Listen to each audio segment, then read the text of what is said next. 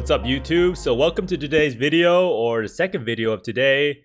And I'm pretty much going to go over my lovely experience of Lightning Conduit and go over why I'm actually playing Lightning Conduit. Because as you know, I have actually bashed on Lightning Conduit pretty hard. In terms of that, I know it's a really good single target skill, but I haven't really actually explored any ways to make it less clunky. And I do think that maybe this solution will work. Not 100% sure, but I'm pretty hopeful. So as you can see here, I'm pretty much using Blade Vortex. And what this build will become is that I'm going to be playing Blade Vortex for mapping. But at the same time, I'm still going to have Lightning Conduit. And Lightning Conduit will pretty much supplant the single target and any DPS we might need on rares and uniques. So you can see here, I'm like level 45 or so. I already have Blade Vortex. And I am taking advantage of a lot of the new leveling uniques. So I'm going to go over that real fast. So the leveling playstyle is pretty chill. You pretty much just run into mobs with Blade Vortex. You're pretty much playing cold BV while leveling, or in this case, Lightning Blade Vortex. You run into the mobs, you pretty much tap them with the shock, and then everything just explodes once you press Lightning Conduit.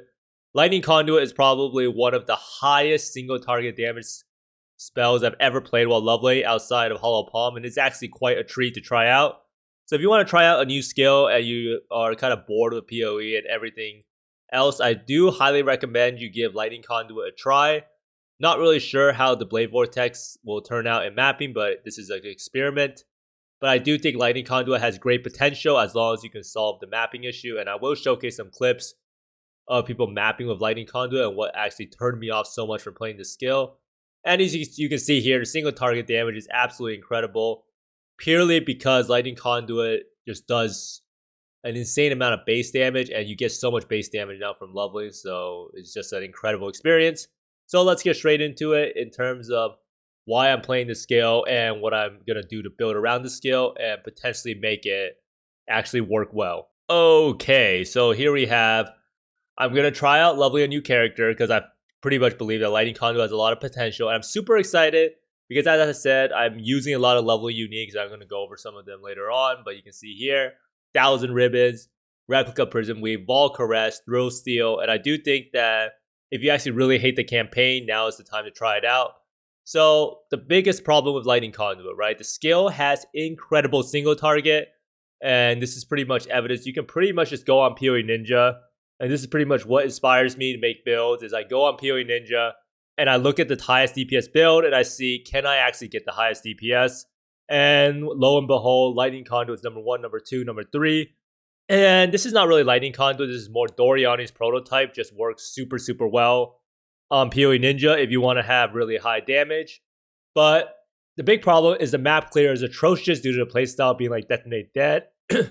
So how most people play Lightning Conduit is you put down Orb of Storms, and then Orb of Storms will shock the enemy, and then while that's going on, you cast Lightning Conduit in Orb of Storms, and then it reshocks the enemy. Orb of Storms reapplies it, and then you can cast Lightning Conduit again. So what I'm trying to do is I'm trying to use Blade Vortex 2 to proc the shock.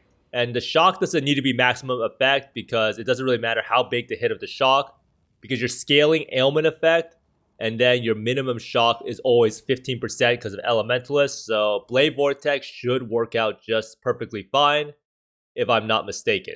So let's go look at this video right here. And I had some high expectations for this video, right? When something says Lightning Conduit fastest mapping in the game, I expect the mapping to be Mach speed, right? But as you can see here, I guess this guy's build is pretty good because this is actually one of the faster demonstrations I've seen of Lightning Conduit on YouTube. And you can see it's not too bad. This is pretty much carried by Impulsive Explosions, but you can see here, he's still having to put down Orb of Storms, and it is nice that this guy is using a 6-link Lightning Warp by the looks of it, and I do think maybe he's Lightning Warping on top of the mobs, shocking them, and then casting Lightning Conduit. And this is a pretty good idea, so my idea is pretty much going to be pretty similar to this, and this does seem pretty good, actually.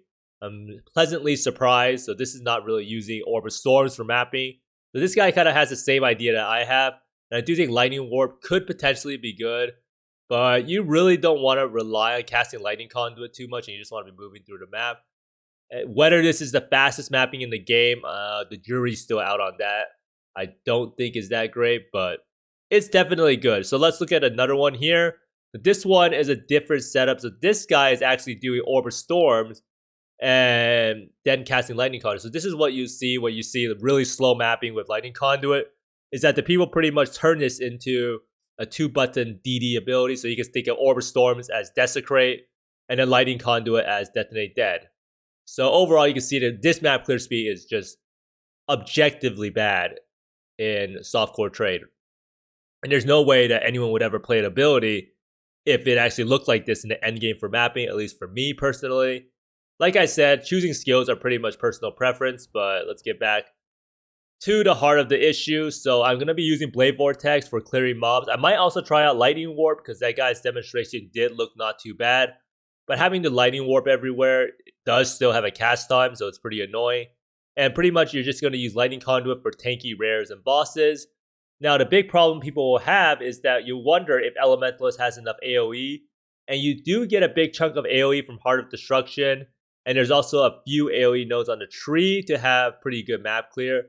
So let's go see here. Lightning Conduit 3.19. So you can see here, the area, if you put it on Blade Vortex, will probably still be decently high. Purely because you can take AoE nodes on a tree right here. Or, yeah, Blast Radius. So if you take here, then you go over here. And then you can also get area right here. And then you also can get area with Heart of Destruction, with Convergence. And then if you really wanted more area, you could probably also use a medium cluster for area. So area should not really be an issue. The biggest problem that I do foresee is that how Lightning Conduit and Blade Vortex is not perfectly synergistic. You don't benefit from +1 Lightning Skill Gems mod because Blade Vortex is actually a physical spell and not lightning spell. Another thing that I can foresee is that Blade Vortex you use Unleash. So you actually don't benefit from cast speed. And as you may know, Lightning Conduit actually benefits a lot from cast speed. So that's another thing that could be a problem. But overall, Blade Vortex pretty much just needs to clear the map, right? So it doesn't need to be this world beater ability that has amazing single target. It's just there to make it so that map clear is actually good. Now, another build choice you have for this is Doryanis versus no Doryanis. And this is something that I'm kind of struggling with. Me, as someone who loves having high damage, but I also like not dying. And the big problem with Doryani's prototype, and a lot of people tell me, is that you will eventually die to lightning dots. Mana Siphoner, the blue aura, is considered a lightning dot, and if you go anywhere near it, you will instantly die. Now, Doryani's prototype is a lot cooler this league, pretty much because it is easier to get off the ground. If you look at these people's jewelry, they have negative 85% res. And then this jewelry has negative 96% res. So this build theoretically is super easy to get off the ground. Not really sure how much the reflected jewelry will actually cost. Now, the new updated Lovely uniques are an incredible godsend to Lovely. And this is one of the main points of this video. Is that Lovely actually feels a lot better whether you decide to use attack-based skills or you decide to use spells. Now, 1000 Ribbons is an incredible chess piece early on. This is a lot of flat damage. And it gives you 90% resist total. And it will also give you an incredible amount of life and mana. There's another chest at level 11 called Ghost Drive or something that gives you a bunch of energy shield and life. And it converts half your life to energy shield, which is super, super good early on. Thrill Steel is another helmet that they recently added. You get Perma Onslaught starting at level 18, which means you can pretty much drop Onslaught Gem and gives you a huge damage boost. So most people, when they level right now, they always have Onslaught Gem equipped. Now, this belt right here, I think, is the biggest game changer. Prism Weave and the replica Prism Weave versions have had incredible buffs to flat damage. And as you may know, flat damage is pretty much overpowered early on.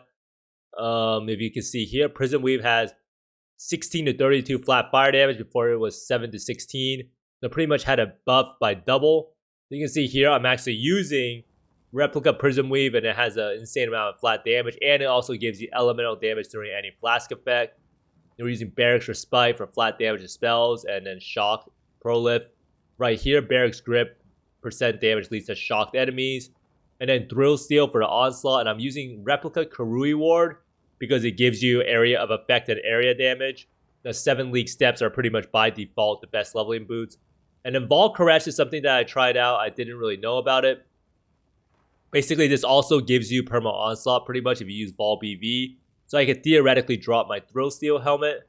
So what this does is it gives you +5 to level of socket and Vol gems.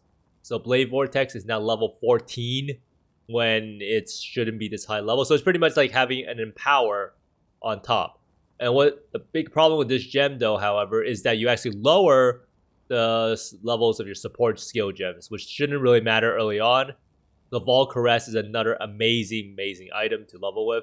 Now for the wands, I'm pretty much using some flat damage to spells, and I did craft these with just using some bad essences. Now, overall, Lightning Conduit and Blade Vortex leveling was surprisingly smooth, and it's probably one of my favorite leveling experiences because the single target damage is just that nutty. And outside of Hollow Palm, I don't think anything really has come close in the past before. Well, my bow Tornado Shot guy wasn't too bad either. Now, using the new leveling uniques does make the campaign a lot more bearable. And I do know a lot of people hate how hard Act 1 is, but if you equip like 1,000 ribbons or something, you will absolutely destroy Act 1 or any of the new leveling uniques. Now, the big question is whether Blade Vortex can make Lightning Conduit mapping not feel incredibly clunky and miserable.